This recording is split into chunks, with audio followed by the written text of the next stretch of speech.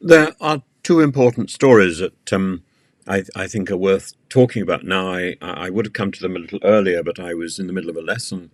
The first is the news that the Princess of Wales, Catherine, has went in for major surgery, and not unlike the King, I think, while she was having major surgery, a cancer diagnosis was made, and she now has to recover well enough to be able to undertake treatment to deal with the cancer.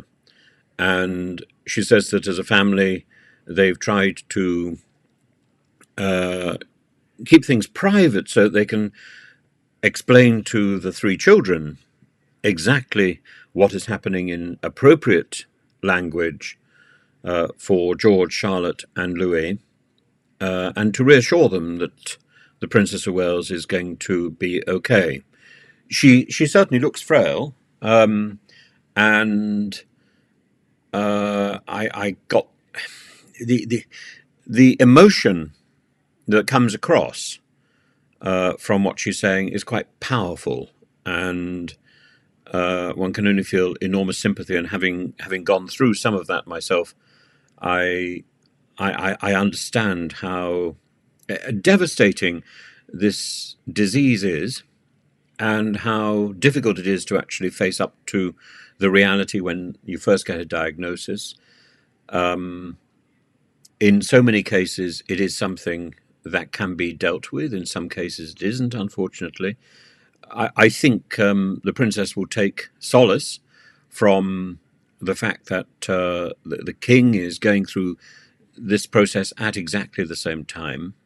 And he has put on record that he's very proud of her for making this story public. There's been so much random speculation, and so much of it has been so cruel about the Princess of Wales, and speculation which has gone well beyond her health into quite lurid stories about her marriage and about reasons for her desire for privacy. You'll remember at the beginning, rather like the reassurances from the palace about the king, we were told that this was not cancerous. But of course, it's what is discovered when doctors start investigating, and there seems to be a rise in cancer diagnosis, and more people seem to be dealing with this problem at a younger age, and it is devastating news, and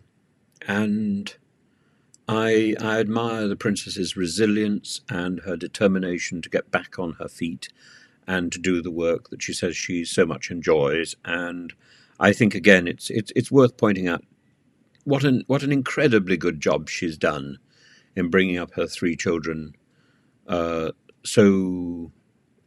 well and so sympathetically. And I think they are a tribute to her and to the Prince of Wales, and I hope a way forward for that family. So I wish them all the very best, and I'll come to the other issue in another video about what's been going on in Moscow, but it's been a very eventful hour.